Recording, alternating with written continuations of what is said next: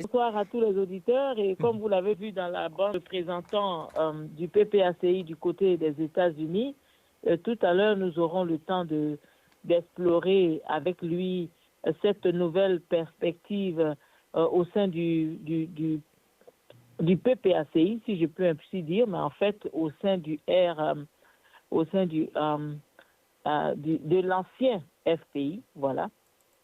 C'est donc l'ancien FPI. Alors, monsieur Rabé Marcel est le représentant du PPACI pour les USA, Amérique centrale et latine. Il est dans cette position depuis juin 2022. Il a été représentant du FPI de décembre 2018 jusqu'au congrès du PPACI. Et donc, pour lui, la transition a été certainement très facile, mais on va lui demander ça tout à l'heure.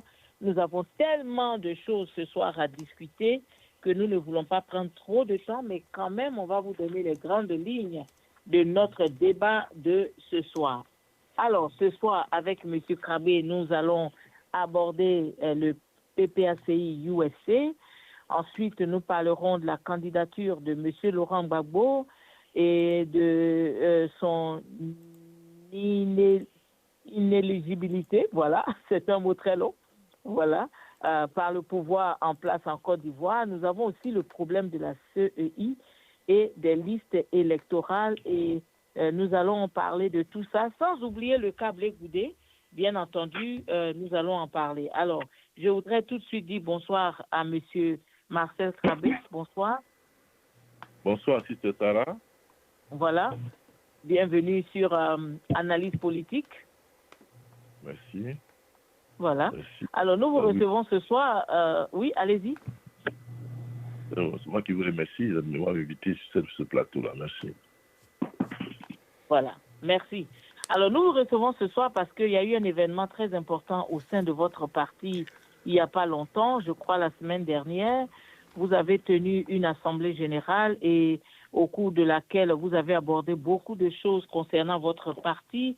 Nous avons vu un représentant du parti principal Abidjan qui était au milieu de vous.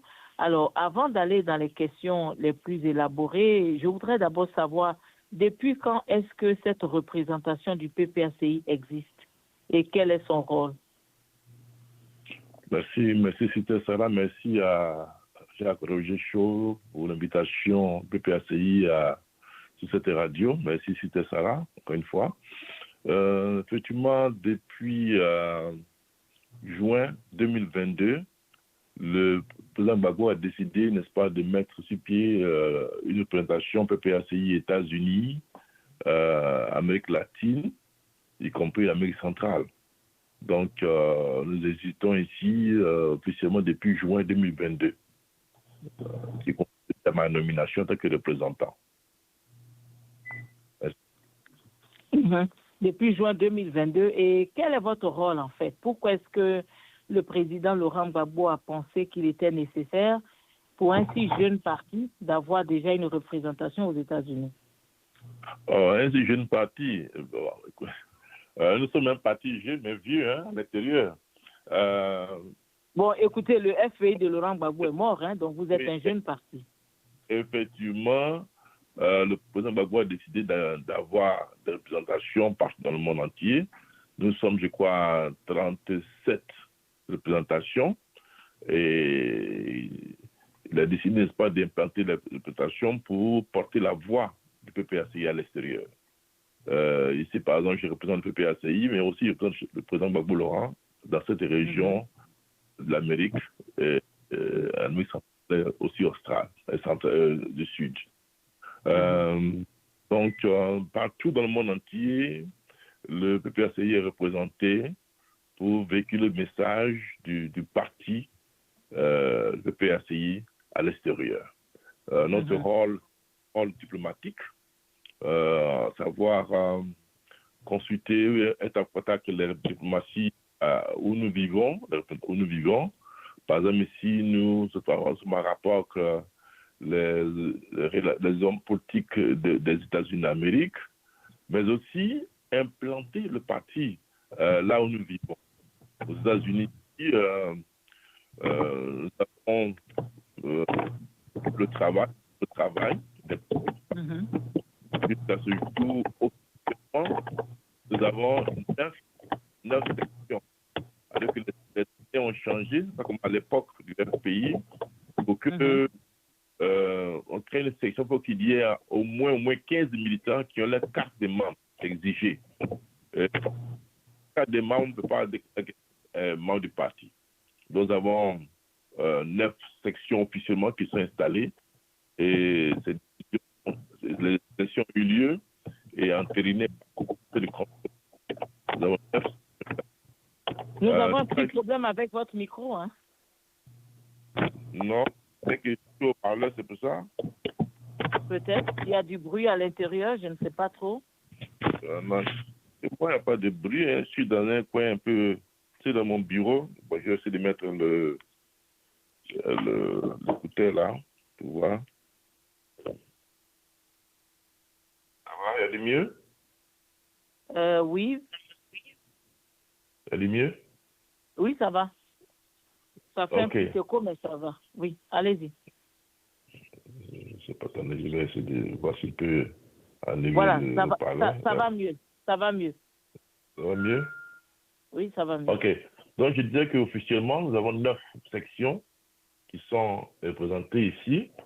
Nous ambitionnons quoi, 12 ou 13 d'ici la fin 2025. Nous sommes représentés dans différents États. Je vais vous donner les différents États où nous sommes représentés. Nous sommes à New Jersey, où je réside d'ailleurs, à New York, dans le DMV, à Chicago, à Atlanta, à Boston, à Charlotte, en Caroline du Nord, à Philadelphie, tout près de nous ici, à côté de moi, à San Francisco. Dans Massachusetts, nous avons une base, une section qui vient d'être, où vient d'élire le nouveau secrétaire général, la personne de Ange Mahar, où vous résidez, dans le Massachusetts. Nous avons beaucoup de militants aussi dans cette région-là. Donc, nous ambitionnons d'avoir plusieurs autres sections. Il faut qu'il y ait au moins 15 militants dans les bases. Il y a la section de Dallas qui va bientôt naître. Ça nous fera 10. À Houston, ça nous fera 11. Donc, après ça, nous continuons. Voilà, merci pour moi. Alors, donc, dans toutes ces sections que vous venez de citer, vous avez au moins 15 militants. Au moins 15 militants, mais nous avons, comme je dis, ça c'est la deuxième partie. Il faut avoir au moins 15 militants qui ont une carte pour constituer une base, une section. Mais nous avons plus que 15, nous avons plus que 15, nous avons 26, 27 membres. Mais là, de façon officielle, pour créer une section au PPACI, il faut 15 militants qui ont une carte. Voilà. D'accord. Donc, on dit 15, mais il y a plus que ça parfois. Il y a des sections où il y a 27, il y a 37, 36. Bon, voilà. Donc, jusqu'à présent, approximativement, vous êtes combien de militants PPACI aux États-Unis? Nous sommes officiellement, nous avons 308 militants PPACI aux États-Unis. 308. Voilà, officiellement. Mais vous pensez qu'avec 308, vous pouvez faire gagner Laurent Gbagbo aux États-Unis? Il faut toujours commencer par quelque part. Nous avons subi quelques difficultés à l'époque, vous savez ça. Mais nous avons beaucoup de sympathisants.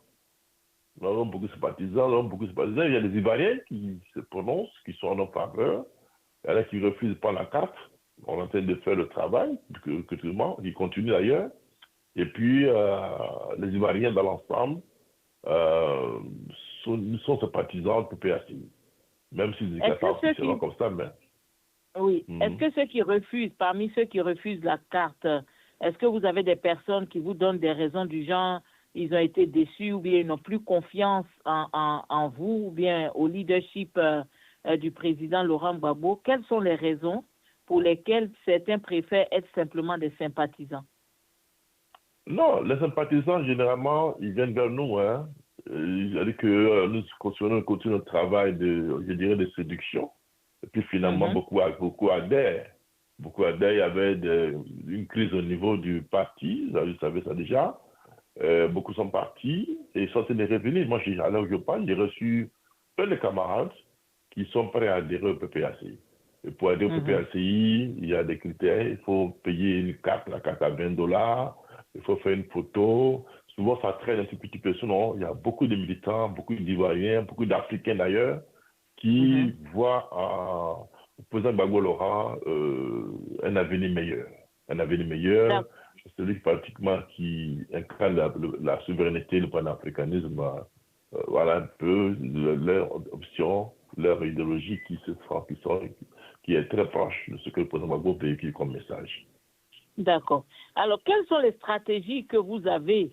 Parce que là, on constate que, vous savez, tout à l'heure, je vous ai dit un jeune parti, vous avez ri, mais le nombre de vos militants montre bien que vous êtes encore un très jeune parti.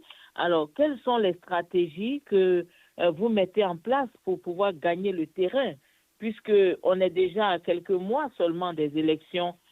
Comment comptez-vous rallier beaucoup plus de militants pour permettre au quota électoral de Gbagbo Laurent d'être assez élevé?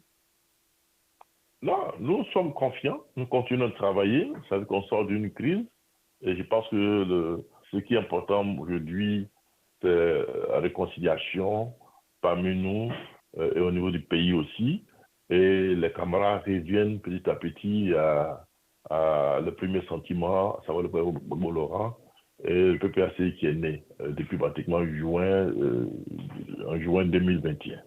Les camarades viennent, nous continuons à recruter sur le tour des régions. J'ai nommé des responsables régionaux qui aussi dans leur région font le travail. Et régulièrement, nous collectons des camarades qui viennent nous rejoindre tranquillement au PPACI. Nous continuons le travail. Nous invitons les camarades de certains partis qui arrivent, qui font le tour à nous. Récemment, nous avons reçu, je crois, 3 camarades, dont une d'Abidjan, un qui vient de Londres. Et nous continuons à circuler, à faire le tour des États-Unis pour recruter le maximum de militants. En plus, là, nous posons des actes qui véritablement... Nous vendons notre produit. Notre produit, c'est Laurent Gbagbo. Beaucoup de camarades, beaucoup d'Africains se retrouvent en nous. Nous avons des Congolais, nous avons des Burkinabés, des Maliens. Récemment, à notre dernière assemblée générale, nous avons reçu des Nigériens qui sont venus se joindre à nous et qui sont prêts à participer parce que le PPACI recrute, non seulement le PPACI recrute les Ivoiriens, mais il y a aussi des Africains qui peuvent adhérer au PPACI. Donc, ce niveau-là... Mais qui ne pourront pas voter, hein? Qui ne pourront pas voter, mais donc leur présence ne sert pratiquement pas à grand-chose parce que votre but, c'est la conquête du pouvoir.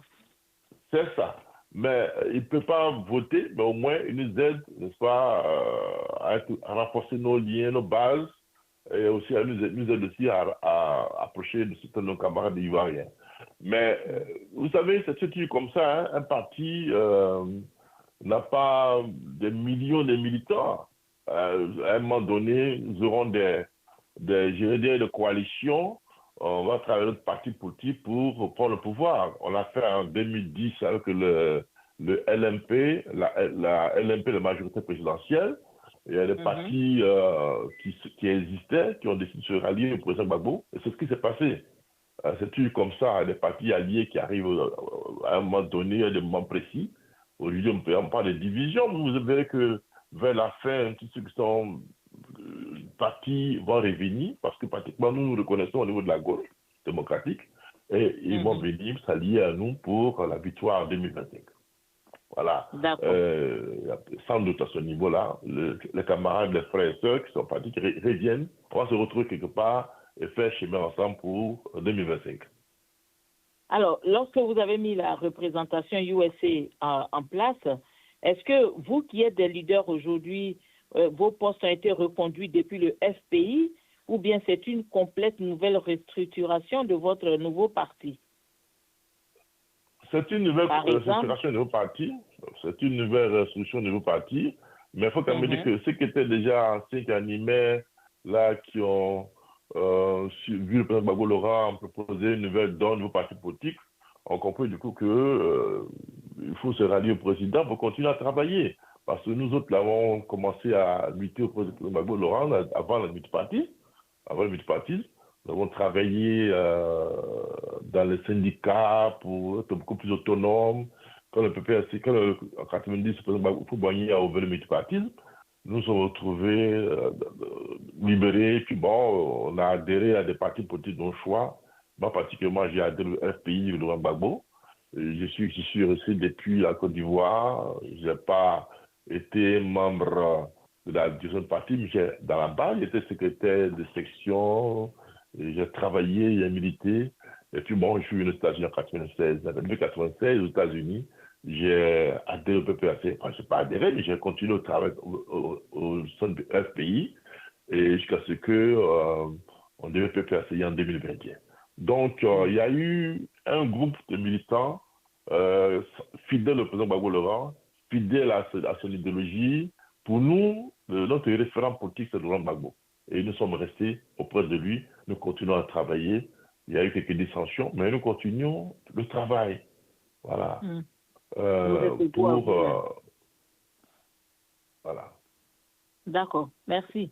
Alors, je voudrais vraiment savoir quel est votre poids dans ce parti. Est-ce que quand le Abidjan veut prendre des mesures ou des décisions, est-ce que vous êtes consulté ou bien vous êtes simplement informé de ce que le parti a décidé de faire? Comment ça fonctionne? Oui, effectivement, en tant que représentant, je reçois des coups de fil de nos responsables du pays. Nous échangeons, nous discutons. Et puis, quand une idée est avancée, je donne mon avis, mon point de vue. Et généralement, tout ce que le président Gbagbo décide, il ne prend pas cette décision en lui seul. Il est entouré, n'est-ce pas, d'un secrétariat général qui fait un travail en amont. Et puis après, bon, la décision est prise de façon collégiale à une assemblée générale extraordinaire, on l'appelait comité central. Nous sommes informés, et le président que je suis est à la tâche, est informé, discute avec les responsables au niveau du pays. Et après, une décision sort. Parce que en tant que représentant, je dépends directement du vice-président exécutif, le camarade Niaï Niadou, et le secrétaire général Abdon, chargé des représentations. Nous échangeons et puis nos avis comptent. Nos avis comptent au niveau de la prise de décision du parti. Voilà un peu ce qui se passe. Bon, très souvent, quand il y a une urgence, quelque chose à faire, comme par exemple à la convention du 10 mai dernier, la décision a été prise par le président Gbagbo et ses collaborateurs, et quelques membres du comité central. Et cette décision a été entérinée parce qu'il propose quelque chose et le comité central adopte. Si monsieur n'est pas d'accord, la date, dès le temps où le comité central a décidé cette date-là, nous nous soumettons à sa décision de du comité central. Voilà. Mais si ça ne nous arrange pas, on le fait. En particulier, je suis ici, je suis enseignant. Je me suis dit que 10 mai 2024, compte des examens scolaires et autres, c'est difficile pour moi de me déplacer. Puis aussi, on avait des rendez-vous au niveau de l'ONU, au département d'État américain. Donc, le président Gbagbo a été informé de notre absence à cette rencontre-là. Il nous a demandé de rester sur place et continuer le travail. C'est ce que nous avons fait le 10 mai. Voilà. Donc, nous sommes consultés, nous sommes pris au sérieux dans ce qui se passe parce que nous sommes un peu le représentant du président Gbagbo Laurent à l'extérieur. Donc, on devrait nous informer pour ce qui se passe afin que nous soyons, n'est-ce pas, au diapason de ce qui se passe au niveau du PPACI Abidjan. D'accord. Et vous, à votre tour aussi, vous demandez à vos collaborateurs de donner leurs avis, je suppose? Bien sûr, nous faisons des réunions régulièrement ici. Nous faisons des réunions au niveau de la présentation. Il faut beaucoup de réunions. D'abord, il y a des réunions par comité, ça dépendra. Par exemple, au niveau de la cellule de communication, nous travaillons sérieusement. Nous avons tous travaillé pour la réussite de la première grande assemblée générale qui vient se tenir à Washington, D.C. On fait une série de réunions. Et puis, nous avons aussi des réunions à travers la conférence Zoom. Nous avons, comme le pays est grand, on a décidé de faire des réunions physiques. Et la première grande, je dirais la deuxième fois que je suis là, la première grande réunion physique était dans la rentrée politique en 2022 à Philadelphie. Et récemment, on vient de faire une réunion physique à DC, où les délégués des différentes sections et régions sont venus. à cette rencontre-là. Et la prochaine grande réunion physique que nous aurons aura lieu le 1er septembre 2024 à New York. New York City, aux avoir voulu nous retrouver. Il y a des décisions importantes à partir de septembre prochain jusqu'aux élections présidentielles 2025. Nous devons prendre les décisions à partir de septembre, mais avant cela, déjà, nous discutons ce qu'on doit faire en septembre. À partir de septembre 2024, on va élaborer, multiplier de grandes décisions qui vont engager le PPACI aux États-Unis et en Amérique latine. Nous travaillons à cela. On vous informera de ce qui va se passer. Vous serez les invités à cette grande rencontre-là de septembre prochain à New York City. D'accord, merci beaucoup. Alors, je voudrais signaler à mes collaborateurs habituels, je ne sais pas si M. Kwasi Nougan a pu nous rejoindre. S'il est là, je voudrais lui dire bonsoir. Et permettre aussi de leur donner la parole s'ils sont là et s'ils veulent bien intervenir. Alors, si vous voulez intervenir, s'il vous plaît, appuyez la touche 5 étoiles et levez la main, comme ça on pourra vous donner la parole. Voilà. Alors, je voudrais continuer avec le représentant. Ce soir, nous recevons le représentant du PPACI, États-Unis, USA, Amérique latine, donc en fait l'Amérique tout entière. Et nous allons étape par étape pour couvrir tous ces différents points que nous avons annoncés tout à l'heure. Alors, je voudrais savoir, M. Krabé, à propos de la candidature de M. Laurent Gbagbo, comment pensez-vous résoudre ce problème qui est devenu comme un os dans la gorge de tous les membres du PPACI? Une impasse, je dirais. Merci. Concernant la candidature de notre chef, nous avons décidé depuis fort longtemps que notre président Gbagbo soit notre candidat. Et ça a été confirmé du mai dernier à la convention, qui officiellement a décidé de présenter le président Gbagbo Laurent comme notre candidat officiel. Mais vous savez qu'il y a des difficultés. Nous sommes dans un pays où il n'y a pas pratiquement de loi, un pays géré par un gouvernement, je dirais, dictatorial, qui pense que il faut empêcher les uns les autres d'être candidats parce que on n'aime pas la compétition. Même pour nous, on peut PPACI, le combat continue. Notre candidat, là, c'est Laurent Gbagbo. Qu'il pleuve ou qu'il neige, le travail continue. Faisons-nous apporter un travail en interne, aussi au niveau international, pour que son nom soit inscrit sur les listes électorales. Nous continuons d'utiliser tous les moyens légaux pour que son nom soit inscrit sur la liste électorale. Il n'y a pas de débat à ce niveau-là. Tout ce qu'on dit à côté, il est ceci, il est cela, ça ne nous concerne pas parce que notre devoir, notre ambition, c'est que notre chef soit notre candidat aux élections de 2025. C'est pas discutable. C'est ce que nous faisons. Quand vous parlez de moyens légaux, vous parlez de quoi? Appel en justice? Un nouveau procès? Bon.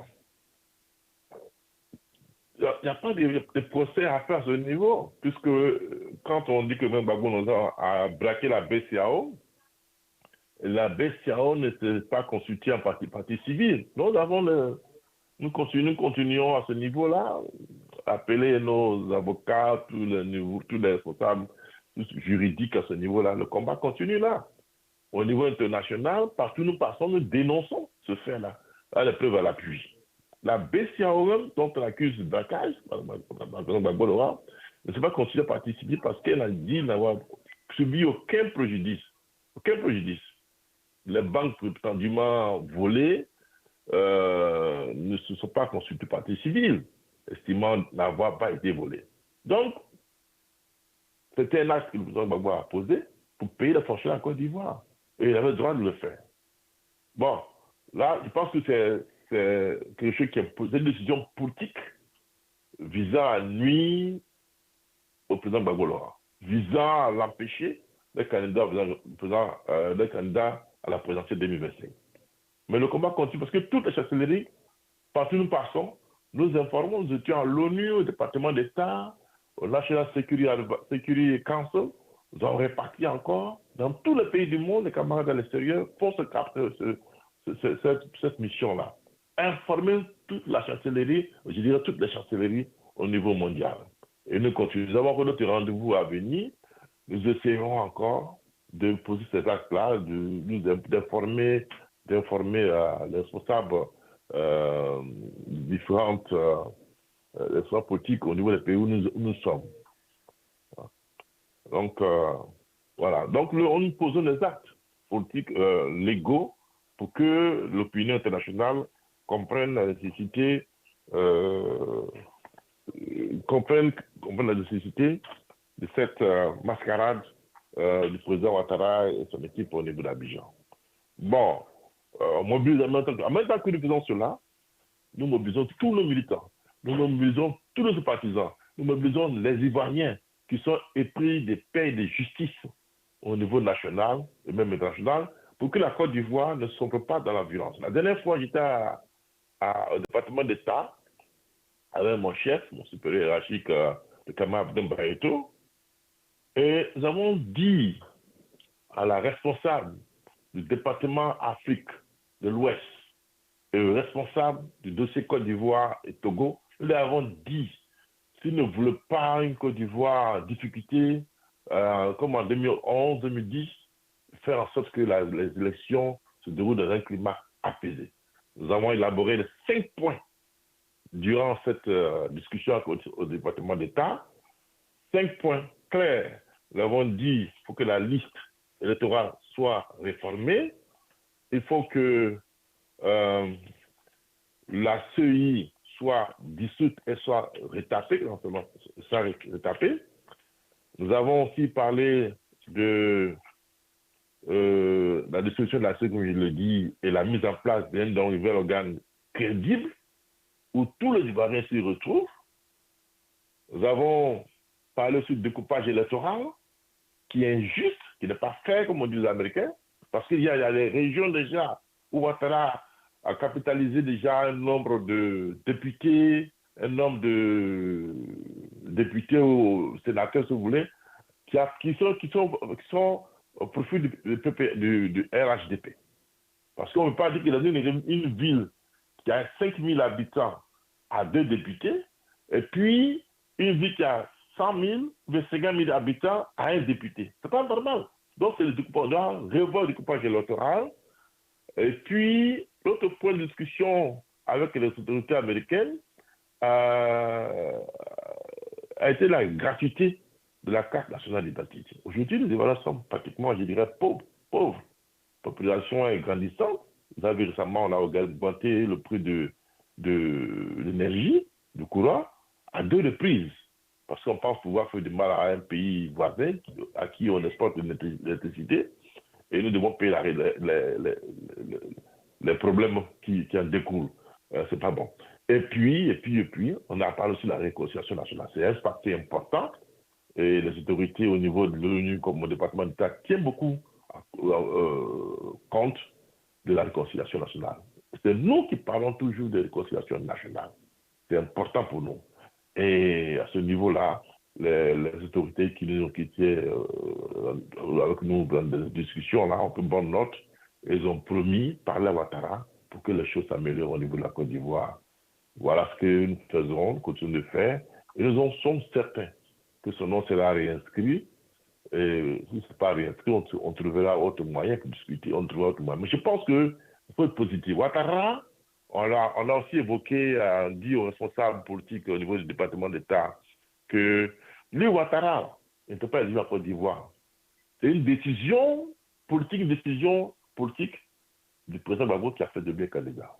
Donc, s'il est intelligent, qui veut la paix, il doit ramener l'ascenseur au président Gbagbo Laurent aussi, pour qu'il soit amnistié et candidat aux élections présidentielles 2025. Voilà, c'est comme nous disons aux autorités, et nous continuons de répéter ça. Il faut qu'ils informent Ouattara de cette importante décision du président Gbagbo Laurent en 2009-2010, proposition faite par le président Thabo Mbeki en Afrique du Sud, pour que lui, Ouattara, soit candidat à la présidentielle 2010. Donc, il doit ramener l'ascenseur. s'il veut la paix en Côte d'Ivoire, il doit le faire. Et pour nous, c'est quelque chose absolument très important, oui. Quand vous dites que s'il veut la paix, c'est vrai que vous allez rencontrer le secrétariat d'État américain et tous ces grands dans ce monde, à l'ONU, etc. Mais si le président Ouattara a fait la sourde oreille, ce qui est très possible et peut-être même est déjà en train de se faire, quel est le plan B que vous avez? Est-ce que vous envisagez de prendre quelqu'un d'autre ou bien pour vous, si ce n'est pas Gbagbo, c'est la fin du monde? Vous êtes en train de dire que s'il veut la paix, il faut qu'il mette le nom du président Gbagbo sur la liste électorale. Donc, si on prend votre affirmation de l'autre côté, s'il ne le fait pas, vous allez créer des problèmes dans le pays. Il y aura des morts. Non, alors, qui sera responsable? On ne va pas créer des problèmes dans le pays. Nous sommes quand même, vous connaissez un peu la ligne politique de Gbagbo Laurent. Non, je ne la connais pas parce que je n'ai jamais été FPI. Mais non, mais même sans avoir été FPI, vous êtes censé connaître que Gbagbo Laurent n'est pas celui-là même qui aime la violence, qui prend les armes pour attaquer son propre pays. On a été opposant à Houphouët-Boigny. À aucun moment on a prôné la violence. Gbagbo Laurent a été en exil pendant de nombreuses années. S'il était non violent comme Ouattara, il aurait aussi vu les Blancs, les Européens ou quelque part d'autre, pour prendre les armes comme Houphouët-Boigny. Il n'a jamais, et il ne le fera jamais, prendre une arme comme son propre pays. Voilà. Aujourd'hui, nous sommes là, Ouattara gouverne, on le regarde, nous sommes positifs. C'est notre pays qui est là.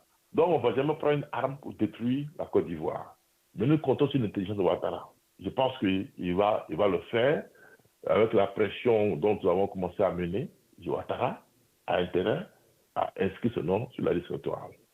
Auquel cas, oui, vous n'avez pas parlé du plan B. On n'a pas de plan B. Notre plan A, là, c'est Gbagbo. Notre plan B, c'est Gbagbo Laurent, toujours.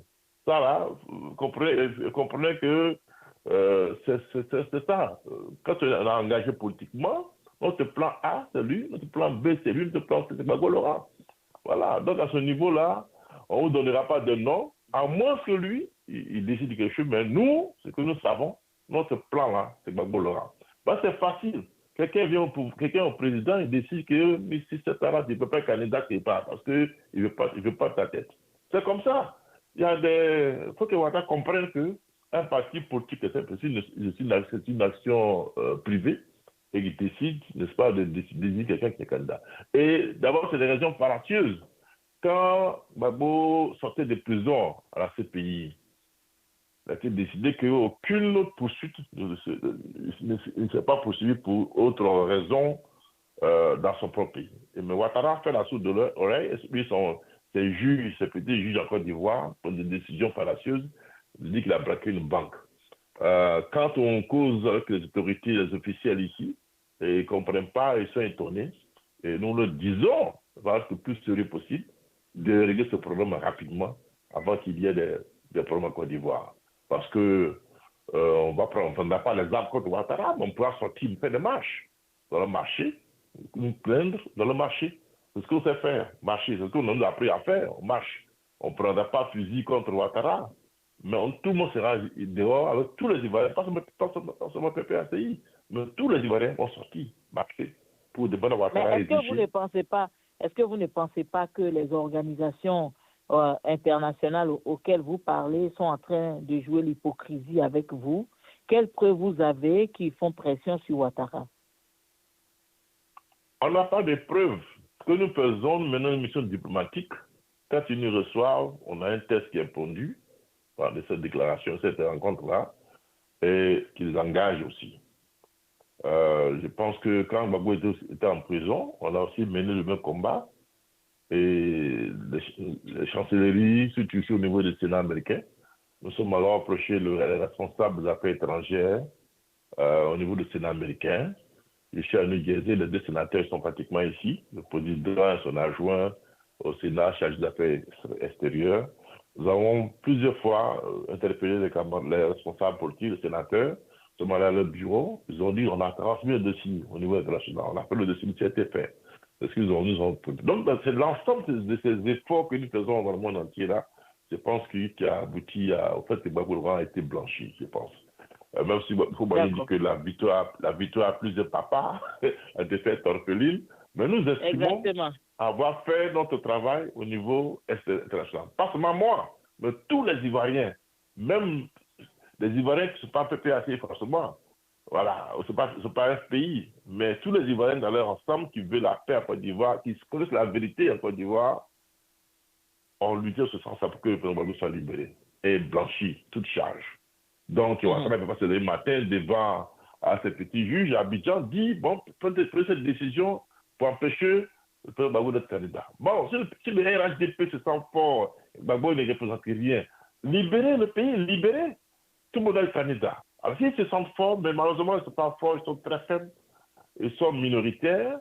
L'Alliance Gbagbo Laurent et le président Bidier, paix son âme, qu'on vient de perdre, qu'on vient d'inhumer il y a peut-être 2 ou 3 jours.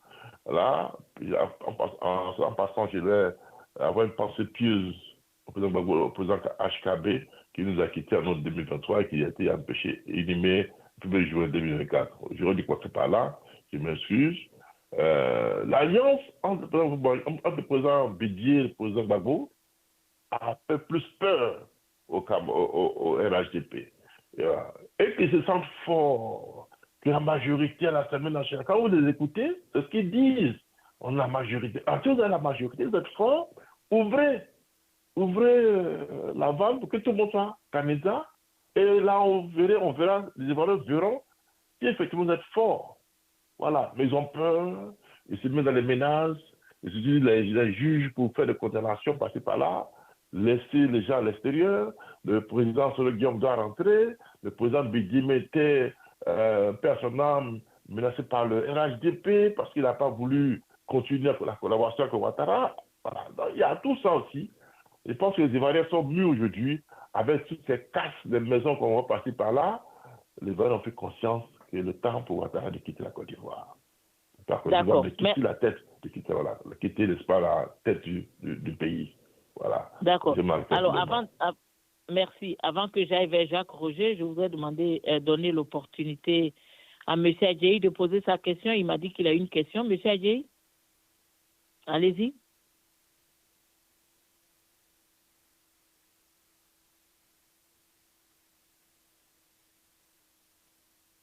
Est-ce que M. Adjei nous entend?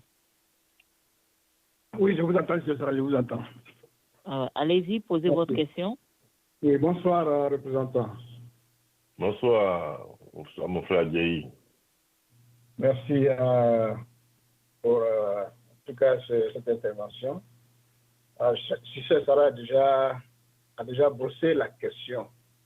Mais je veux revenir là-dessus parce que quand elle parlait de la question, elle a parlé d'une certaine hypocrisie de ces gens qui sont autour du monde. Je reviens là-dessus parce que c'est très important. À un moment donné de la crise post-électorale, le destin de la Côte d'Ivoire et le destin du peuple ivoirien était pratiquement dans les mains de ces gens-là, autour du monde, les Occidentaux, la communauté internationale, y compris l'ONU et la CPI. On a vu le procureur à Abidjan en train d'accompagner les rebelles tout en construisant un dossier contre Laurent Gbagbo. Donc, le président Gbagbo a été transféré à la haie, blanchi, acquitté, libéré. Est-ce que vous ne pensez pas que cette bagarre qu'on est en train de faire, oui, le nom de Gbagbo sur la liste, oui, est-ce que vous ne pensez pas que ce serait la responsabilité de la CPI pour dire à Ouattara, écoute, tu nous as envoyé le monsieur, on l'a jugé, on l'a libéré, son nom doit figurer sur la liste parce qu'il n'a pas un mauvais dossier. Deuxièmement, ils ont jugé le président Gbagbo sous prétexte qu'il voulait la vérité. Est-ce que vous permettez qu'il réponde à la première question? C'est à peu près dans le même ordre d'idée. À peu près dans le même, pour qu'il ait l'occasion de répondre à ces questions à 2 phases. Ça, c'est la responsabilité de la CPI. Et puis, c'est dans le cadre de rechercher la vérité que le président Gbagbo a été jugé. Mais en Djoula, on dit, quand on lance une colère, on lance les 2 parties. on a écouté un. Qu'est-ce qui empêche la CPI? Ou bien est-ce que le PPACI peut faire pression à la CPI pour que Ouattara, au lieu de parler de l'élection en 2025 qui va nous créer la guerre, que lui aussi il aille là-bas, pour qu'on l'entende, pour que tout le monde entier sache la vérité? D'accord, merci. Merci, frère Adjei. Merci pour ta question. Effectivement, ce que vous dites est tellement vrai. Ce pays a condamné Gbagbo là-bas il a été amené à ce pays pour la recherche de la vérité. La vérité a éclaté. Tous ceux qui sont venus, tous les témoins de Ouattara qui devaient venir le condamner, l'ont blanchi. Donc tout a été clair, il est libéré. Et la suite aurait été que Ouattara aussi vienne ici à ces pays, puisqu'il y a deux parties qui ont les histoires. Je pense qu'il y a toujours, comme vous l'avez dit tout à l'heure, il y a toujours cette hypocrisie de la société internationale, la société, je dirais, la communauté internationale. Merci, camarade. Merci, c'était ça là. Il y a cette comédie-là, cette comédie qui existe, cette hypocrisie. Je pense que cette communauté internationale a commencé à prendre conscience qu'aujourd'hui, là, nous avons une nouvelle donne mondiale. Les choses commencent à changer. On ne parlera plus d'une communauté, d'un bloc, c'est un bloc, je dirais, monopolaire. Mais il y a, aujourd'hui, le monde entend se bipolariser. D'un côté, il y a le bloc russe et ses alliés, puis il y a le bloc ouest avec les États-Unis et ses alliés. Donc aujourd'hui, on a une situation d'équilibre de force au niveau mondial. Donc ils ont intérêt, les données commencent à changer. Et ils ont intérêt à ce que on n'est pas un penchant pour un bloc, comme à l'époque, hein. Il y avait la Russie et puis les États-Unis. Ils doivent comprendre que le monde a été changé. C'est ce que j'ai dit la dernière fois au département d'État. Les choses commencent à changer. Donc, il faut faire en sorte que la paix soit maintenue en Côte d'Ivoire. Pas que demain, vous disiez oui, soit vers la Russie, soit vers ici, cela. Donc, le président Gbagbo Laurent a décidé de publier la grosse du tribunal dans ces pays. Cette grosse-là, tout est clair et transparent dessus. Et c'est ce qui va se faire, je crois, bientôt. Il a déjà annoncé. On attend qu'il mette ça en route. La publication de la grosse CPI. Et nous allons continuer d'interpeller la CPI à travers nos hommes juridiques pour que la CPI aussi fasse l'effort de convoquer l'autre partie. Alors, parce qu'il y a deux belligérants, il y a un qui est allé, qui est ressorti blanchi, l'autre doit se faire aussi entendre. Et même alors que ses propres témoins qui devaient connaître Gbagbo Laurent l'ont blanchi. Donc, le côté maintenant, c'est la partie Ouattara qui doit se faire entendre au niveau de la CPI. C'est aussi un combat sur lequel le PACI est lancé, c'est ce combat qu'il est déterminé à le faire. Donc, attendez quelques jours, quelques semaines, on va voir ce que ça a donné.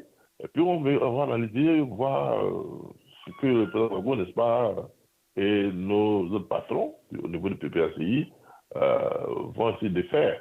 Je pense qu'ils ont déjà traité, déjà annoncé. Donc, on attend de mettre en pratique cette décision-là du président Gbagbo Laurent. Voilà. Donc, j'ai espoir. Oui. À vous entendre, est-ce qu'on devrait s'attendre à une plainte du président Laurent Gbagbo contre la CPI ou bien contre M. Ouattara? Je pense que c'est contre la CPI parce qu'il est pratiquement, je dirais, injuste, puisqu'il a passé pratiquement plus de 10 ans de sa vie en prison. Il a été blanchi, condamné à tort. Donc, logiquement, la CPI doit, je ne dirais pas le dédommager comme l'a fait Blé Goudé. Logiquement, si c'était aux États-Unis, si un pays signé comme les États-Unis, il allait le dédommager. Et puis, entrer dans ses droits. Moi, j'avais espoir que la CPI va réagir. Mais tant que la France a su ses mains mises dans cette CPI-là, ça sera un peu difficile, mais on continue le combat. à ce niveau-là. Et moi, j'ai espoir que le parti va aller aussi à la CPI se faire entendre par les différents juges de côté. Et c'est cette pression qui doit être maintenue pour que Ouattara comprenne qu'il n'est plus fort comme avant à ce comité international-là. Si le monde est en train de changer, la géopolitique, je dirais, mondiale est en train de changer, et ils ont intérêt à ce que les choses changent, les choses positives au niveau de la Côte d'Ivoire, pour éviter aussi un basculement de la Côte d'Ivoire et d'autres pays africains vers le côté oriental, parler un peu comme le côté oriental. Voilà. D'accord. Alors, Jacques, merci. Jacques? Oui, Madame Sarah? Oui, allez-y. Oui, merci beaucoup. Je crois que nous avons beaucoup de questions. Voilà. Bienvenue à l'émission de Sister Sarah, Monsieur Kragbe. Félicitations pour tout ce que vous faites pour votre parti. Et puis, voilà, congratulations pour votre maintien, voilà, à la tête du PPACI. Alors, avant donc de poser des questions donc des auditeurs, j'aimerais une précision. En début d'émission, vous aviez dit que vous êtes le représentant du PPACI. Et par la même occasion, vous êtes aussi le représentant de M. Laurent Gbagbo. Alors, je voudrais savoir, est-ce que le fait de représenter à la fois le parti et le président, est-ce que c'est un acte démocratique? Bon, j'ai un peu confondu. Moi, les deux vont ensemble, les deux vont de pair. Quand tu es le président du PPACI aux États-Unis, ici comme ailleurs, non seulement tu es un peu le porte-parole du parti aux États-Unis d'Amérique aussi, puisque le patron du parti, c'est Gbagbo Laurent. Donc, Gbagbo Laurent étant le chef du PPACI, donc je dirais c'est à double titre aussi que je suis là, représentant du parti ici, et puis un peu, je représente de façon officielle le président Gbagbo Laurent aux États-Unis d'Amérique et puis en Amérique latine. Les deux sont de bon pair. Les deux vont de pair. Est-ce que c'est pas ce qui crée un peu de problème? Admettons si demain il y a eu une élection, que M. Kragbe veut se présenter comme Laurent Gbagbo, étant donné que vous êtes, enfin je vais dire à M. Agui, il veut se présenter comme Laurent Gbagbo, vous êtes à la fois le représentant du Front populaire ivoirien et puis représentant Laurent Gbagbo. Est-ce que c'est pas ce qui crée parfois des problèmes que nous avons? Non, ça ne crée pas de problème, puisque je dirais le président Gbagbo Laurent et le PPACI sont liés, hein, c'est la même chose pratiquement. Il est le chef. Donc, il représente le parti partout dans le monde entier. Bon, maintenant, si quelqu'un est nommé ici, puisque la décision pour nommer un représentant est signée par le chef lui-même. Donc, tu as aussi le président du PPACI ici, et en même temps, je représente l'homme ici aux États-Unis. Je ne vais pas poser un acte comme ça en son nom sans qu'il soit avisé. De toute façon générale, je représente le parti, je pose des actes pour le PPACI ici aux États-Unis et en Amérique latine. Mais si c'est un acte que je dois poser au nom du chef, il faut qu'il y ait un mandat pour le faire. De façon générale, ce que nous posons comme acte ici au PPACI, ça engage le parti, et il est au courant, il est informé, on travaille de pair. Voilà, c'est un peu comme ça. Je suis un peu comme l'ambassadeur, comme l'ambassadeur nommé par le président ici, dans un pays, et le président nomme ses ambassadeurs. C'est un peu comme ça. Voilà. Mais sur l'autre côté, c'est un peu au niveau civil, mais dans le cas de parti, les deux vont de pair. Merci. Alors, Jacques, parlant de cette question, donc vous avez été élu comme responsable de la représentation, et puis le président Gbagbo. Ah, vous avez été nommé. Donc, voilà, vous n'êtes pas là par élection, on vous a choisi. Non, et le président choisit, voilà, il choisit ses cadres et il les nomme. Voilà, ma décision de pas être ici comme représentant, c'est une nomination. Alors, si demain n'est pas content de moi, il peut me nommer quelqu'un d'autre. Donc, j'ai été nommé par le président du parti lui-même. Voilà. D'accord. Allez-y, Jacques, continuez pour vos questions. Voilà, la question qui vient donc de M. Kofi Kona. Il dit, j'aimerais que vous posiez la question à M. Kragbe. Que dit-il? Attendez, que dit-il quand le porte-parole du RDR, RHTP, disons RHTP, trouve que votre parti n'est plus crédible, que M. Laurent Gbagbo a géré la Côte d'Ivoire et que nous savons ce qu'il a fait. Aujourd'hui, il critique M. Ouattara pour ce que lui-même il a fait hier. Est-ce que votre parti est encore crédible? Que répondez-vous donc aux représentants du RHDP? Justement, je pense que s'ils ne sont pas crédibles, seul le peuple peut décider de savoir qui est crédible ou n'est pas crédible. Alors, s'ils pensent que c'est eux qui sont les plus crédibles au niveau de la Côte d'Ivoire, qu'ils laissent le peuple juger. Donc, pour ce faire, ils doivent ouvrir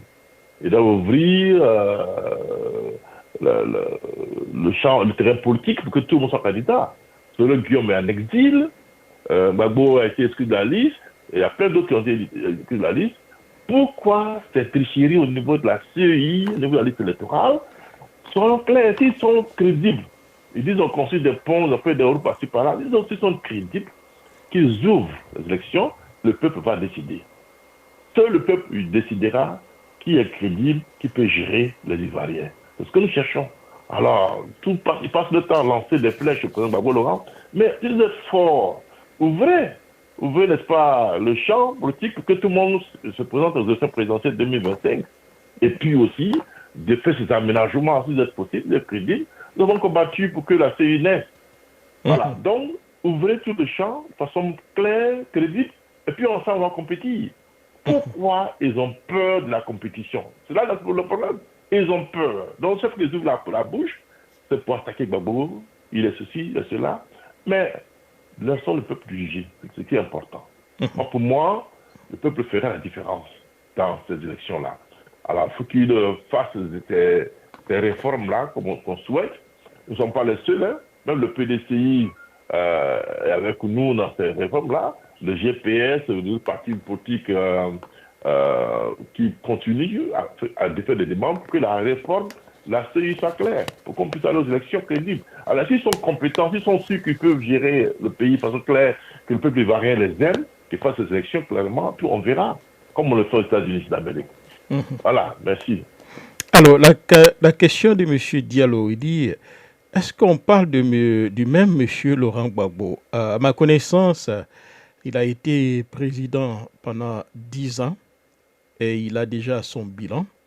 La Constitution de la Côte d'Ivoire a dit que le candidat est élu pour une fois et rééligible une seconde fois. M. Laurent Gbagbo ayant déjà fait 10 fois, est-ce que sa candidature sera encore acceptée?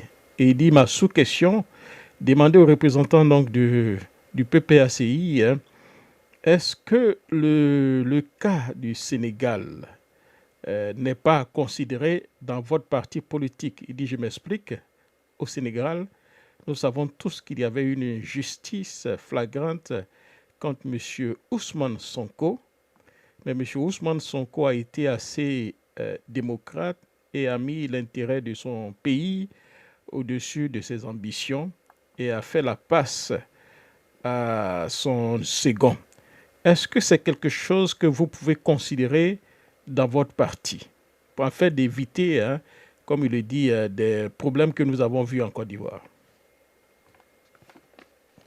Bon, merci, M. Diallo. Le cas de Ousmane Sonko, de Diomaye Faye, vous avez vu ça, vous avez suivi un peu la situation au Sénégal.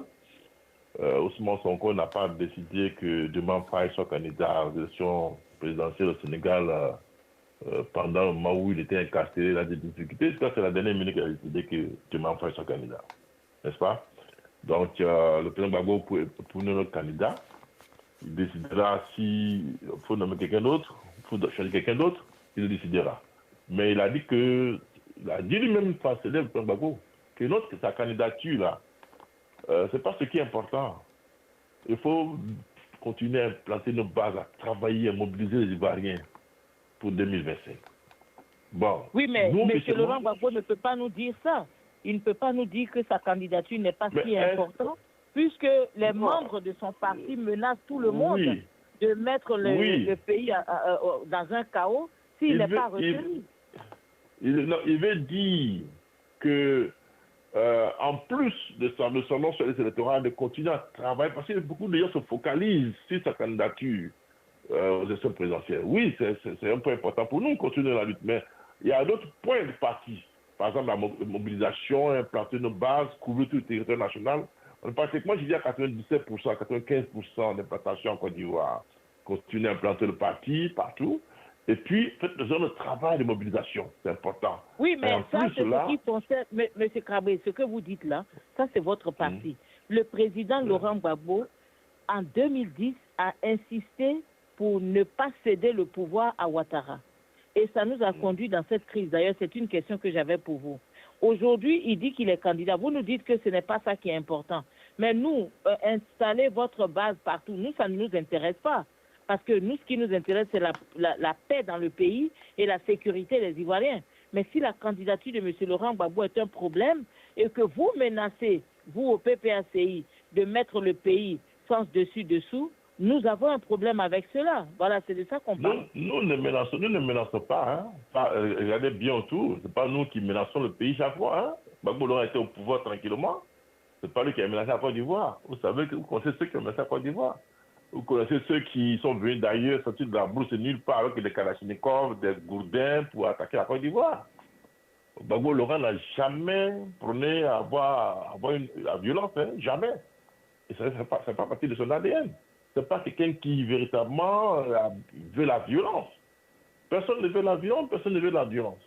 Peut-être qu'il y a d'autres peut-être candidats ou d'autres camarades, d'autres vont en Côte d'Ivoire vont peut-être faire la violence, mais nous, au PPACI, on n'aime pas la violence. Ça, c'est quelque chose qu'il faut exclure dans nos débats. La violence, là, on ne trouve pas dedans. Sinon, on s'est opposé au président Fouboyi, jamais. Gbagbo était en exil, il y a des propositions, mais jamais il n'a osé faire cela. Il n'a jamais osé prendre même lance-pierre ou bien une petite, pour taper le pouvoir, jamais. Il n'a jamais pensé à la violence. Nous ne sommes pas prêts à faire la violence. On continue à discuter. Les mélodies, de façon célèbre, assez nous discutons. Au moment où on faisait notre convention, il y a eu une motion qui parle de croiser le pouvoir à place et discuter. Assez nous discutons. Sur ça, nous dénonçons. Quand nous voyageons partout pour voir les chancelleries, les sénateurs et autres responsables politiques au niveau de l'ONU et du département d'État, nous ne parlons pas de violence. Nous échangeons, nous discutons. Notre objectif, c'est de faire de façon légale, dire au président Ouattara d'ouvrir ces décisions-là. Puisqu'ils disent qu'on a braqué la BCAO. La BCAO même n'a porté aucune plainte contre Laurent Gbagbo. Le monsieur est jugé à Abidjan au moment où il se trouve à la CPI. Ce n'est pas juste quand on explique ça aux hommes politiques. Ils le savent. Voilà. Donc, je dirais qu'à nouvelle donne, la Communauté internationale a intérêt à faire changer les choses. Et c'est ça nous comptons. Quand on les approche, on discute avec eux, c'est ce que nous leur disons. Donc, le président Gbagbo a dit que continuons à travailler, continuons à mobiliser les camarades, les Ivoiriens, pour 2025. Mais le cas de Sonko et puis des Mofai, vous avez vu que c'est récemment, pendant que la commission électorale au niveau du Sénégal a décidé que Sonko était fort clos, qui a proposé, n'est-ce pas, des Mofai. Donc laissons les choses faire, laissons en 2024. Mais pour l'heure, le PPACI a un candidat, je dirais, naturel, comme eux aussi le disent, qui est Laurent Gbagbo. Donc nous continuons à faire ce sens-là. Il faut que ce soit clair. Et nous continuons à... Alors, il y a une dernière question pour... Oui. C'est Ali Bada, c'est ça, Ali Bada, c'est Badaka ou bien Bada? Bon, Ali Bada. Il dit, poser la question... Il y a une question, quand mon frère Jacques Roger parlait de 10 ans du président Gbagbo Laurent, pourquoi, voilà. Mais le cas de Gbagbo pendant les 10 années, c'est pas ce qu'il a voulu. Vous savez qu'il y a eu la guerre, il y a eu interruption de son mandat.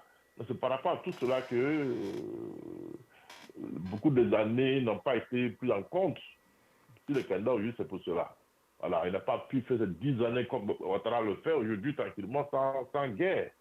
Donc c'est un peu ça qui fait que lui, il revient pour être candidat parce qu'il y a eu trop d'interruptions dans son mandat. À un moment donné, pratiquement, il ne dirait pas, je n'irai pas le mandat, je n'irai pas son mandat. C'était un gouvernement, je dirais, hétéroclite, là où il y avait n'importe qui dedans. Où il y avait n'importe qui, mais excusez-moi, il y avait plusieurs partis politiques à l'intérieur. Et ce qui fait qu'aujourd'hui, il revient, puisqu'il n'a pas travaillé, il a seulement 2 années de pouvoir, et puis il a été attaqué par la rébellion armée de Ouattara. Voilà. Donc, c'est un peu ça. Le fait qu'aujourd'hui, il revient pour être candidat pour au moins pour 5 ans. Et le mail précis, il fait 5 ans. Vraiment. Tout peut partir s'asseoir. On peut l'affaire d'autres présidents, Mandela, à l'Afrique du Sud. Donc, il a décidé qu'il fait seulement 5 ans et s'asseoir. Voilà, voilà. Merci Jacques Roger, il faut continuer. Oui, la question de monsieur, c'est Ali Bada. Ali Bada. Il dit poser la question à votre invité. Il dit, est-ce qu'aujourd'hui, après coup, monsieur Gbagbo regrette-t-il d'avoir permis à M. Ouattara d'être candidat en violation de la constitution ivoirienne, puisque la Cour suprême d'alors avait déclaré M. Alassane Dramane Ouattara inéligible. Dans aucun pays au monde, un tel candidat ne pouvait être compétit. Voilà, ne pouvait compétir. Est-ce que M. Laurent Gbagbo, après avoir été Gaou, veut-il que M. Ouattara soit Nyata? Posez la question à votre invité.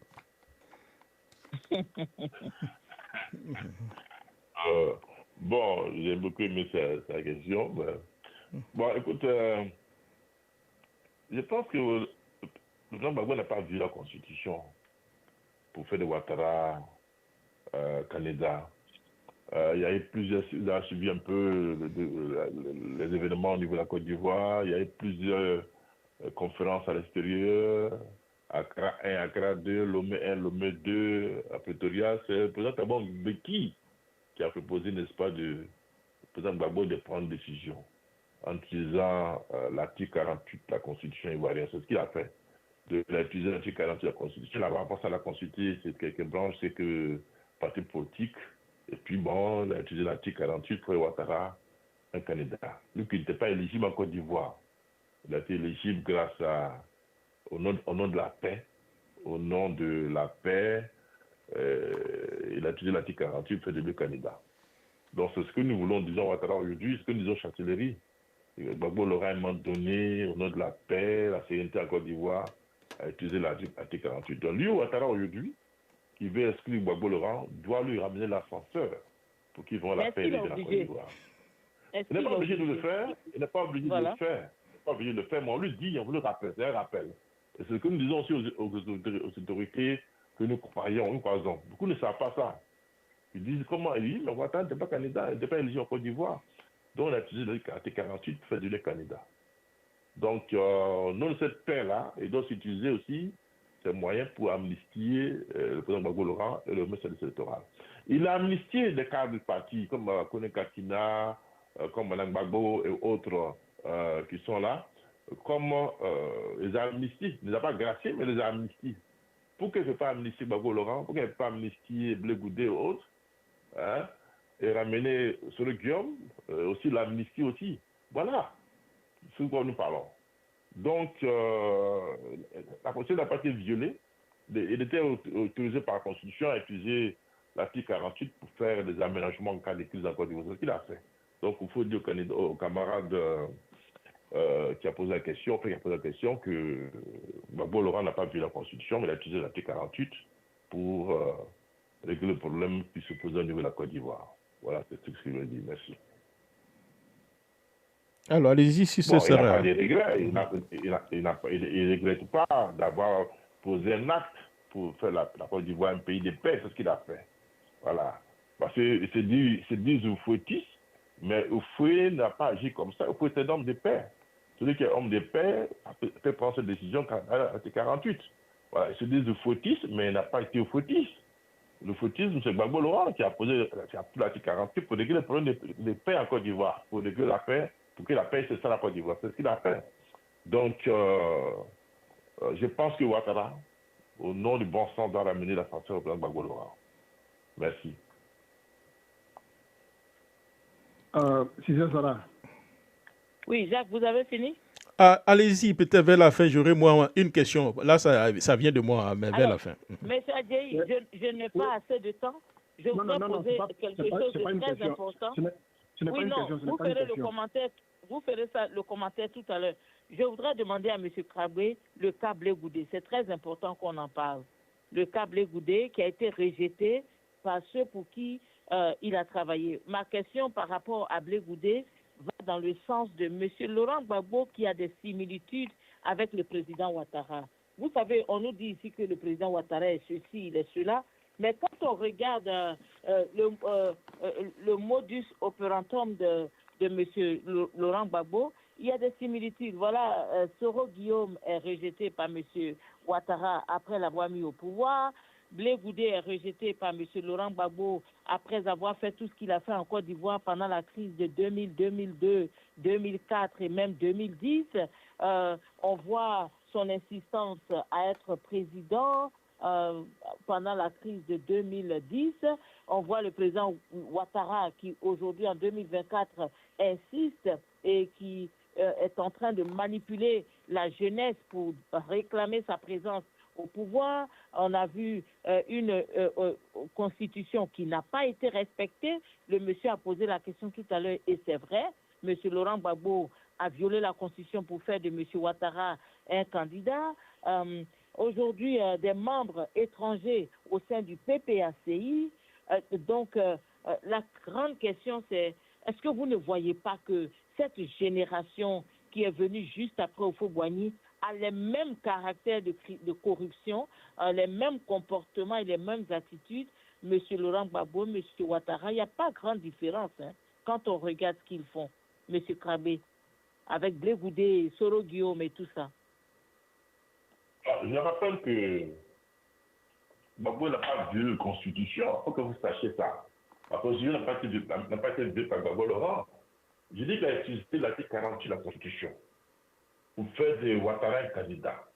Dans aucun moment, il n'a vu la Constitution. Dans la Constitution, il existe l'article 48 qui peut utiliser pour régler des problèmes. C'est ce qu'il a fait. Dans aucun moment, il n'a vu la Constitution. Il faut que vous sachiez cela. C'est important. Maintenant, le problème Blé Goudé. Blé Goudé, il a un parti politique de COGEB. Il a un parti politique de COGEB. Nous, Blé Goudé, à un moment donné, il a été collaborateur de Gbagbo Laurent. Aujourd'hui, Blé Goudé est un adversaire politique. Alors, Blé Goudé n'est pas membre du PACI pour qu'on parle d'exclusion de Blé Goudé. Il a un parti politique. Oui, mais vous en avez fait, c'est vous qui avez fait de lui un adversaire politique, n'est-ce pas?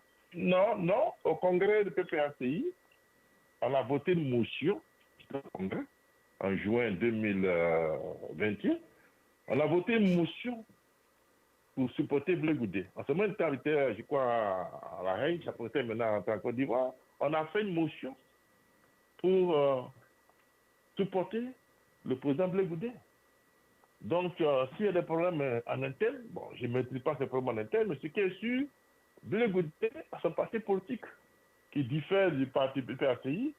Il a ses ambitions, il sait ce qu'il fait. Donc, nous, on ne peut pas, quand on voit un peu sa démarche, on ne peut pas collaborer avec lui.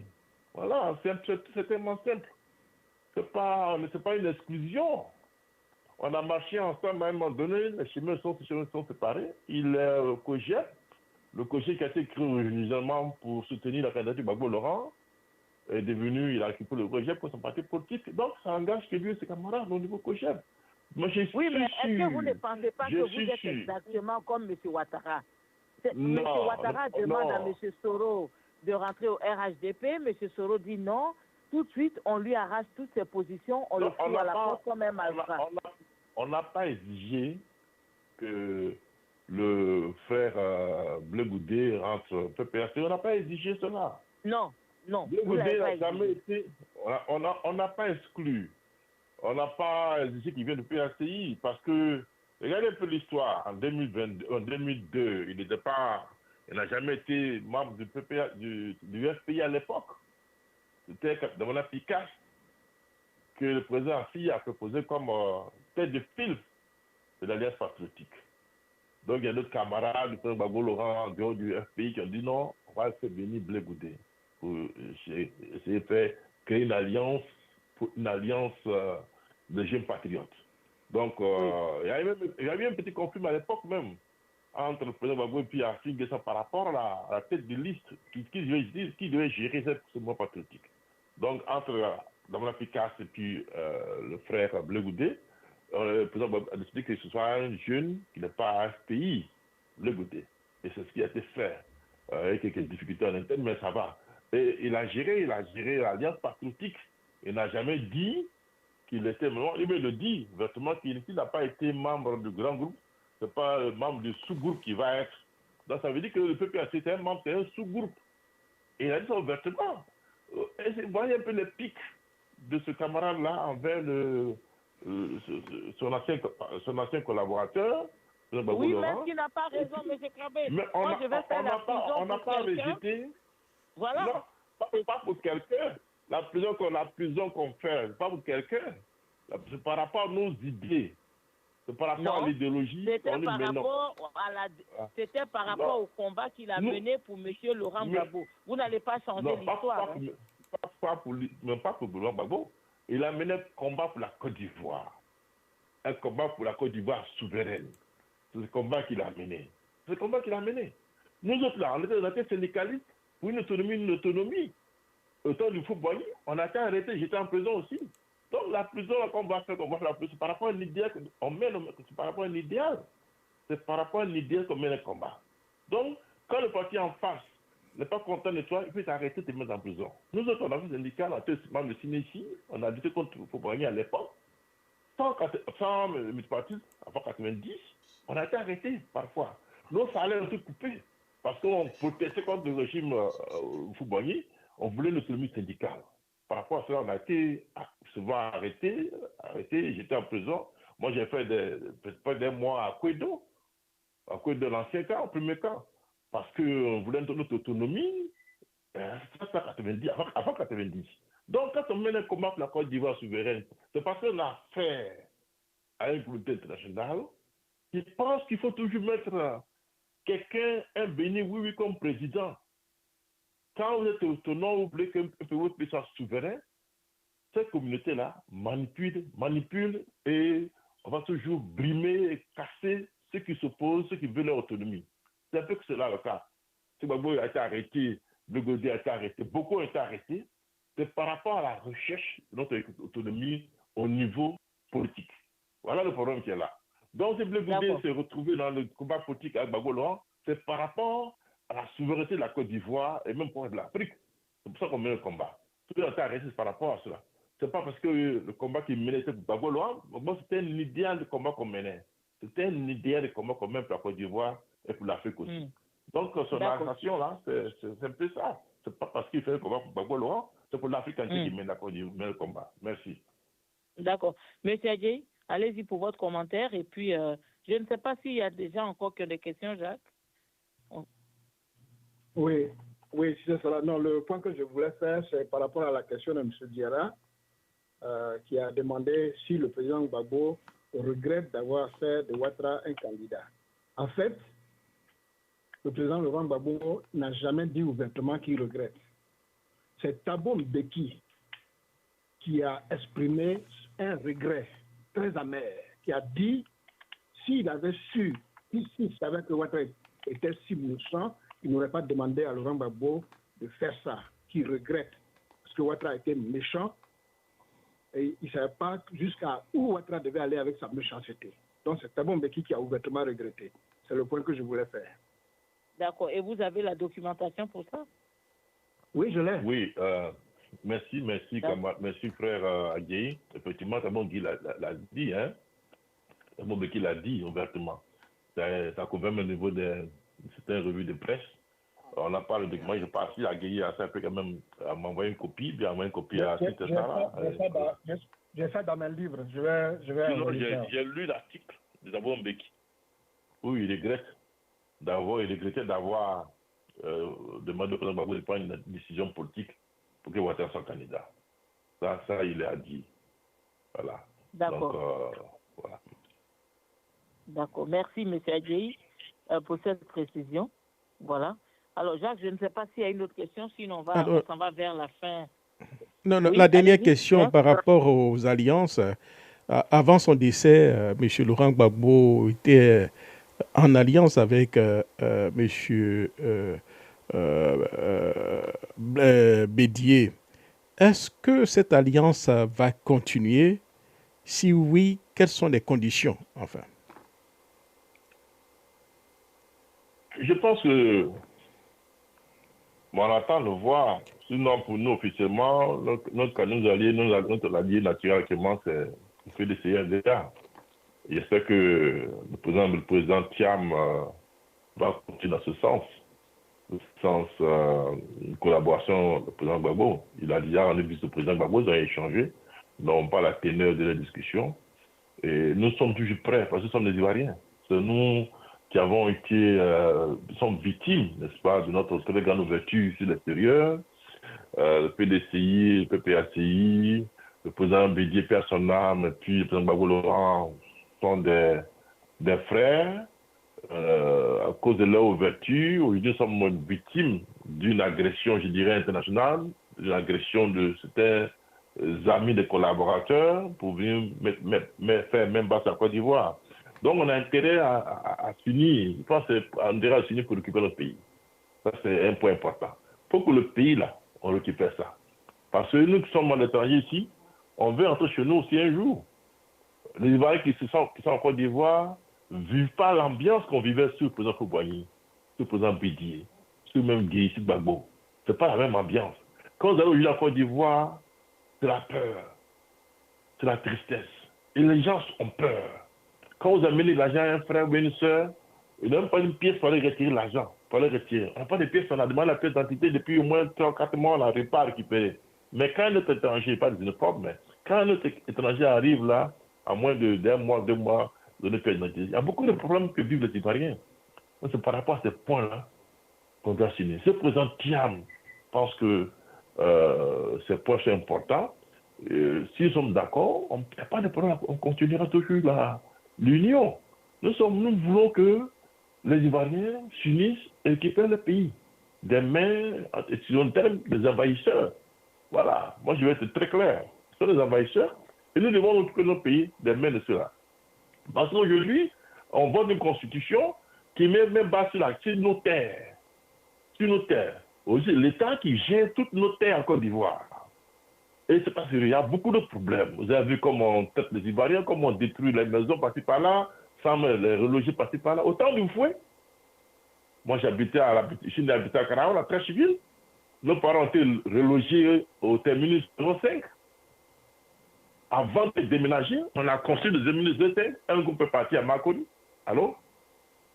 Oui, on vous entend. Un groupe est parti à Makori. Makori, Sikoji, Potopoto, là. On les a relocalisés là-bas, on a construit. Nos parents ont déménagé, et puis on a détruit la civile. Donc aujourd'hui, on ne peut pas venir détruire des quartiers entiers sans reloger les populations. C'est-à-dire qu'il n'y a aucune considération de l'Ivoirien aujourd'hui par cela. Donc si aujourd'hui, le président Thiam se sent concerné, le PDC est sûr, on a même le même combat, je pense que l'union va durer, continuera.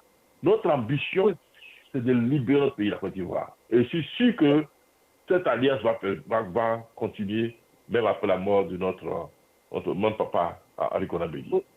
Oui, c'est ça. Alors, Jacques, vous savez, j'entends cette question, j'écoute la réponse de M. Krabbe-Jery, parce que le FPI nous sort toujours ces beaux discours quand ils sont au début de leur relation amoureuse, et puis arrivé devant, ils commencent à changer de peau.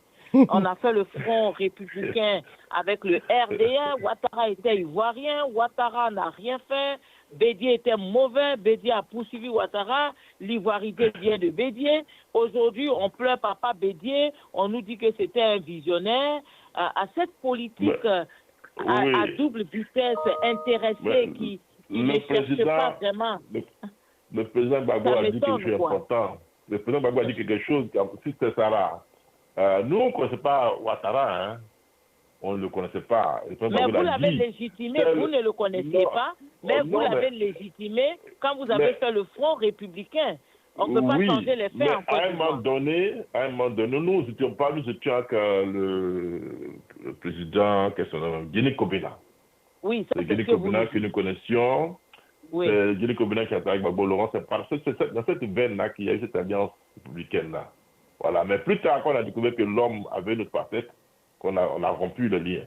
Mais on ne peut pas vu de rancune parce que nous aussi, en 2010-2011... C'est pas une question de rancune, c'est une question de crédibilité. Mais il y avait aussi une crédibilité. PDC c'est allié à Ouattara, c'est pour l'État Côte d'Ivoire. Ou bien? Mais on pardonne. Mais voilà pourquoi les gens disent que M. Gbagbo n'est pas crédible.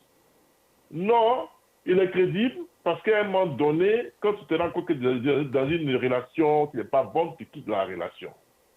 Et c'est la même chose que le président Bédi personnellement a fait. Il s'est mis dans une relation avec Ouattara et la Côte d'Ivoire a été ce qu'elle est. Et il a vu ce que Ouattara a fait au président Bédier, il a quitté la relation. Donc on s'excuse, il y a des parties, il y a des erreurs. Il y a des erreurs d'approche, parce qu'au départ, notre relation, relation était basée sur la relation avec Guinée Kobena, que nous connaissions mieux, que vous connaissez mieux. Voilà, c'est les deux étaient des collaborateurs, des enseignants d'histoire, géo, ensuite l'autre est devenu inspecteur, l'autre est devenu politicien. Bon, ils se sont retrouvés, ils se connaissaient mieux, ils ont elle a été créée par Guinée Kobena, ses amis. Ensuite, il fallait prendre Ouattara, ce qu'ils ont fait. Donc, quand Ouattara est venu, au début, bon, ils ont fait fond républicain, puis il s'est rendu compte que ce n'était pas une relation viable. On a quitté dans cette histoire-là. Sinon, nous ne sommes pas toujours pour la violence, donc ils menaient des combats justes, mais à aucun moment, Gbagbo Laurent n'a pris des armes contre la Côte d'Ivoire. Jamais. Il s'opposait au feu, et au feu le sait, ça va très bien. Voilà, merci camarade. Merci, voilà. C'est ça. Voilà, merci. Voilà, vous êtes tellement endoctriné que vous appelez tout le monde camarade. On met le combat, là, on se dit camarade. Merci, m'excuse, si c'est ça là. Merci. Voilà, il n'y a pas de problème. Alors, je vais vous permettre de donner votre mot de la fin en parlant de votre parti. Merci d'avoir accepté notre invitation. Vous nous avez donné des explications très claires. Nous apprécions. Allez-y pour votre mot de la fin. Avant son mot de fin, si ça sera, on peut avoir au moins 10 secondes. Pour dire quoi? Mon émission est finie, monsieur Adjei. Allez-y, monsieur Krabé. Tout à l'heure, vous aurez un mot de la fin, monsieur Adjei. Oui, allez-y, monsieur Krabé. Merci, Sister Sarah. Merci à l'émission Jacques Ourégé Show. Merci à Jacques Ourégé. Merci de cette invitation. Je pense qu'on reviendra une prochaine fois pour continuer à échanger. C'est important. La Côte d'Ivoire, nous sommes là pour la Côte d'Ivoire.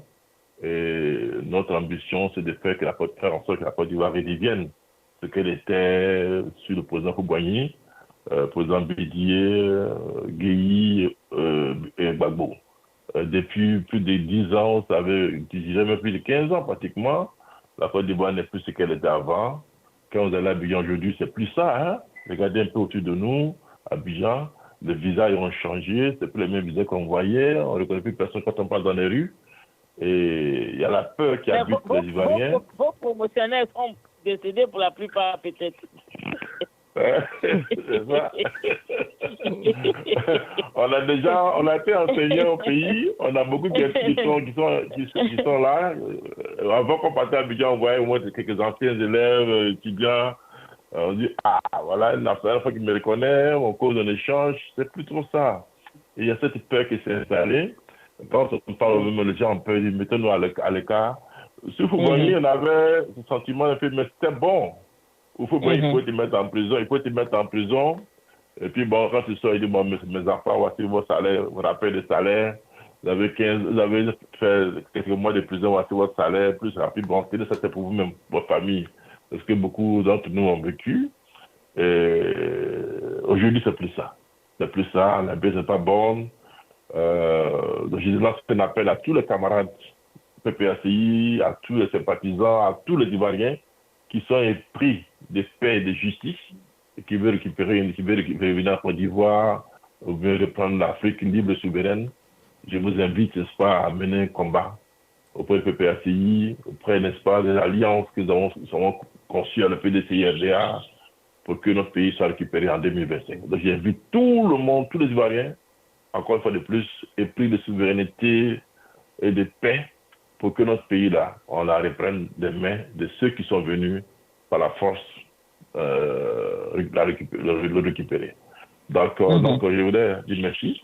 Et puis encore, merci à Cité Sarah, son équipe, frère Jacques Roger, son émission. Et puis bon, je pense qu'on se reverra pour une prochaine fois pour vous parler en long et large, parce que 2025 arrive à grands pas. pour que nous soyons Oui, unis. vous devez revenir parce qu'on n'a pas parlé de la deuxième épouse du président Gbagbo. Et ça, c'est un grand sujet pour moi. Il faut laisser ça là. On doit parler de la nouvelle épouse du président Gbagbo et de son rôle dans le PPA. Mais oui, mais notre génération, on l'a vécu comme ça. On n'a pas parlé de deux ou trois épouses, ça n'a pas grand-chose. Mais quand tu dis que Joe Biden une deuxième femme ici, c'est un scandale. Mais nous, en Afrique, là, bon, on a habitué à ça. Moi, j'ai des demi-frères. J'ai des demi-frères de deux autres mamans. Bon, on est habitué, on a grandi ensemble. Nos papas là se mariés à tout moment. Donc, on explique la génération de Feu Boigny, de Gbagbo, de la génération. Donc, je pense qu'en Afrique, ça va pas être un scandale. Hein. Bon, voilà. On va revenir ensemble. Vous devez revenir parce que nous avons encore beaucoup de sujets, beaucoup de choses, beaucoup de questions. Voilà. Informez-moi, donnez-moi une date plus tard, moi je vais remettre pour qu'on puisse se poser. Merci pour ce soir. Merci, j'ai beaucoup aimé l'émission. Merci aux participants. Merci aux éditeurs qui ont posé de belles questions. Je pense qu'on aura l'occasion de revenir puis échanger davantage. Merci. D'accord. Merci, M. Krabé. C'est Dr Krabé, n'est-ce pas? Voilà. Ça, merci. Voilà, vous avez beaucoup étudié, on doit vous donner votre titre. Alors, M. Adjaye, vous avez voulu dire quelque chose rapidement en une minute, et puis on va dire bonsoir à nos auditeurs. Oui, bon, je voudrais féliciter le représentant du BSI. Tout récemment, j'ai vu les missions qu'ils ont effectuées au State Department, à l'ONU, donc vraiment, je voudrais le féliciter pour ce travail. Mais je voudrais revenir sur la question de crédibilité dont parlait Touré Mamadou, que Gbagbo n'est pas crédible. Vraiment, je suis désolé de dire que Touré Mamadou est mal placé pour dire que Laurent Gbagbo n'est pas crédible. Et il donne un argument fallacieux que, oui, il devait sécuriser la Côte d'Ivoire, il devait mater la rébellion, et il n'a pas maté, donc il n'est pas crédible. Mais Laurent Gbagbo est un humain. Il savait que dans la rébellion, il y avait ses enfants, les Soro, les Touré Mamadou, là. Donc, s'il voulait mater la rébellion, c'est ses propres enfants qu'il allait tuer. C'est pourquoi il ne les a pas matés. Donc, ce n'est pas parce qu'il ne vous a pas tué qu'il n'est pas crédible. Ils sont mal placés de le dire. Gbagbo pouvait le faire, mais il ne l'a pas fait parce que c'était ses enfants. Et donc, avec de crédibilité, nous sommes désolés, mais c'est eux qui ne sont pas crédibles. Même Touré Mamadou lui-même ne sont pas été tués dans la rébellion. Vous prenez des armes contre votre pays, et c'est vous qui êtes crédible, vous parlez de crédibilité. Je suis désolé. Je voulais revenir là-dessus. Voilà, c'est très important. Je crois que, M. Adjaye, vous-même, vous n'êtes pas crédible parce que tantôt vous êtes COGEP, tantôt vous êtes PPACI, tantôt vous êtes FPI. Je n'ai jamais été témoin, M. Kwasi Dougé est témoin. Vous détenez des dossiers de tous les partis politiques sauf le RDR. Alors, est-ce que vous aussi vous êtes crédible? On n'est pas trop sûr. Voilà. Merci de nous avoir suivis.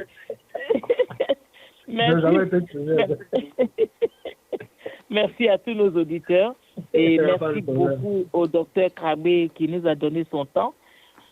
Nous espérons nous retrouver pour une prochaine émission. À bientôt. Merci.